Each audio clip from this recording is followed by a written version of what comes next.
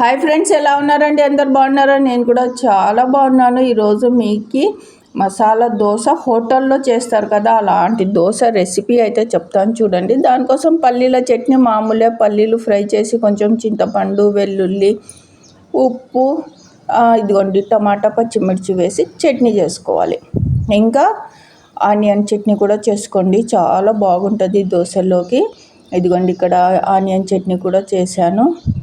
ఇంకా ఇదిగోండి తాలింపు, ఆలు బాయిల్ చేసి స్మాష్ చేసి సన్నగా కట్ చేసిన పచ్చిమిర్చి, అందులోనే ఇదిగోండి కొంచెం పచ్చిమిర్చి, కొద్దిగా ఆనియన్, తర్వాత వచ్చేసి ఉప్పు కలిపి పక్కన పెట్టేశాను అనమాట. ఇప్పుడు అదే ప్యాన్లోన కొంచెం ఆవాలు, జీలకర్ర, తర్వాత వచ్చేసి కరివేపాకు, ఎండుమిర్చి వేసి ఇంకా ఆలు తాలింపు వేసేసుకొని పక్కన పెట్టేసుకోవాలి.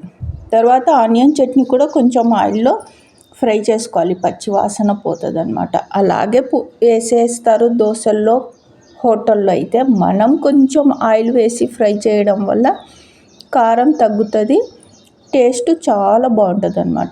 ఇదిగోండి ఇది వచ్చేసి ఆలులో తాలింపు వేస్తున్నాను అనమాట. ఇలాగా వేసేయండి ఆలు, తర్వాత వచ్చేసి ఆనియన్ చట్నీ, తర్వాత వచ్చేసి పల్లీల చట్నీ.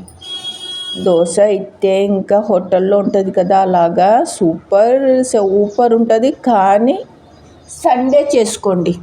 సండే చేయడం వల్ల మీకు టైం ఉంటుంది, ప్రశాంతంగా కూర్చొని ఒక 2-3 దోశలు అయితే చిన్నగా తినేయచ్చు. మామూలు టైంలో చేసుకున్నారా ఇంకా హడావుడి ఉంటుంది. చాలామంది జాబ్ చేసేవాళ్ళు, పిల్లలకి స్కూల్లోకి పంపించేవాళ్ళు, అస్సలు టైం ఉండదు. ఇంకా మీకు తిన్నట్టు కూడా ఉండదు అనమాట. సండే రోజు కూర్చొని ప్రశాంతంగా తినండి. దోశ అయితే సూపర్ అంటే సూపర్ ఉంది. ఇదిగోండి నేను చూడండి అన్నీ చేసేపాటికి ఎలా అయిపోయాను. నిజంగా చెప్తున్నాను, వంట చెయ్యడం అంటే మాటలు కాదు, ఎంత పని ఉంటుంది. ఊరికే ఒక్క మాట బాగుంది ఈరోజు దోశ అని మాత్రం ఇంట్లో వాళ్ళు పొగడరు. కానీ పొగడకపోయినా మనకేంటి లేండి, మనమేంటి దోశల్లో ఎక్స్పోర్ట్ అనమాట. నేనైతే నిజంగా చెప్తున్నాను, చాలా బాగా చేస్తాను. ఇడ్లీలు కానివ్వండి మృదువుగా మల్లెపూలాగా ఉంటాయి అన్నమాట. టిఫిన్లు అన్నీ ఇంకా ఆల్మోస్ట్ అన్ని వంటలు నాకు చాలా బాగా వచ్చు అని నేను అనుకుంటున్నారా? లేదు, మా ఇంట్లో వాళ్ళు మాత్రం అన్నారు. కానీ నేను గాన హోటల్ పెట్టానా, లైన్ క్యూ కట్టేస్తారనమాట.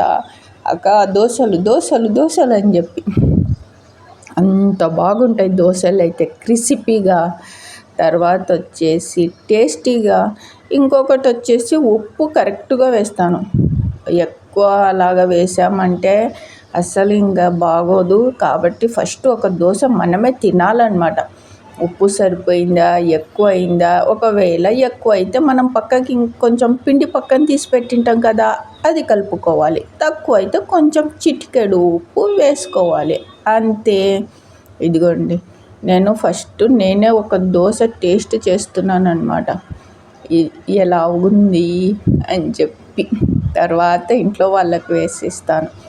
ఏదైనా ఎక్కువ తక్కువ అయితే మనం అడ్జస్ట్ చేసి ఇవ్వచ్చు కదా, లేకపోతే మళ్ళీ అనవసరంగా మాటలు పడాల్సి వస్తుంది. ఇందులో ఉప్పు ఎక్కడ వేసినావు, ఉప్పు ఎక్కువైపోయింది, డబ్బాలో ఉన్న ఉప్పు అంతా దోశల్లోనే వేసేసినావా అని చెప్తారు. కాబట్టి ఫస్ట్ మనం టేస్ట్ చేసి తర్వాత ఇంట్లో వాళ్ళకి ఇవ్వాలి. అప్పుడు ఏమీ అనకుండా తింటారు. అన్నారు బాగుంది అని కూడా అన్నారు, కానీ మనం పట్టించుకోకుండా మన పని మనం చేసుకుంటూ వెళ్ళిపోతుండాలా. ఇదిగోండి ఇక్కడ చూడండి మా ఇంట్లో ఏమున్నాయి, కొత్తగా వచ్చిన గెస్ట్ అనమాట ఇవి. మా అమ్మాయి కొనుక్కొచ్చింది బర్డ్స్ అనమాట. చాలా బాగా అల్లరి చేస్తూ ఇంట్లో నా సందడిగా అస్సలు టైం సరిపోవట్లేదు వీటితోటిగా. నాకైతే చాలా బాగుంది, కానీ మేము దీన్ని బంధించలేదు. ఇవి ఇదిగోండి ఇంట్లో వదిలేసాము ఇలాగా. అవి తిరుగుతూ ఇండ్లంతా సందడి చేస్తూ బాగున్నాయి అన్నమాట. బయటికి ఒకటి పోకుండా ఇలాగ డోర్ వేసాము. ఇంకా అంతే, ఫ్యాన్ పైన కూర్చోవడము, కిటికీలో కూర్చోవడము అలాగ చేస్తున్నాయి అన్నమాట. చాలా హ్యాపీగా ఉంది అనమాట ఈరోజైతే. ఈరోజే వచ్చినాయి అన్నమాట. నేను బంధించి పెట్టడము, స్వేచ్ఛగా తిరగనిద్దాము, ఉంటాయి అని చెప్పి అలా అలవాటు చేసుకుందాం ఫస్ట్, ఇంకా బయటికి పోకుండా అని చెప్పి ఇలాగా ఫస్ట్ ఇంకొక పెద్ద హాల్లో డోర్లు వేసి పెట్టేశాను అనమాట. అలవాటు అయితే ఇంకా బయటికి పోవు అని తర్వాత చూద్దాం. ఇంకా ఇప్పటికైతే దీనికి బంధించి ఏమి చేయకుండా ఇలాగ వదిలేసాము అనమాట. మా ఇంట్లోకి అయితే ఇంకా ఏమి రావు. పిల్లి వస్తుందేమో అని భయము, కానీ అలా రాకుండా, పిల్లి రాకుండా, ఏమి దీనిలోని హాని కలగకుండా జాగ్రత్తగా చూసుకుంటున్నాం అన్నమాట. ఇదిగోండి ఎంత బాగా క్యూట్గా ఉన్నాయో. పిల్లలు అయితే భయపడుతుండ్రి, అమ్మ ఇలా వదిలేయకూడదమ్మా ఇంట్లోకి, పిల్లి వచ్చి పట్టుకొని వెళ్ళిపోతుందేమో అంటే, మన ఇంట్లోకి పిల్లి రాదు, ఏమి రాదు లేరా, జాగ్రత్తగా నేను చూసుకుంటా అని చెప్పి ఇలా వదిలేసా.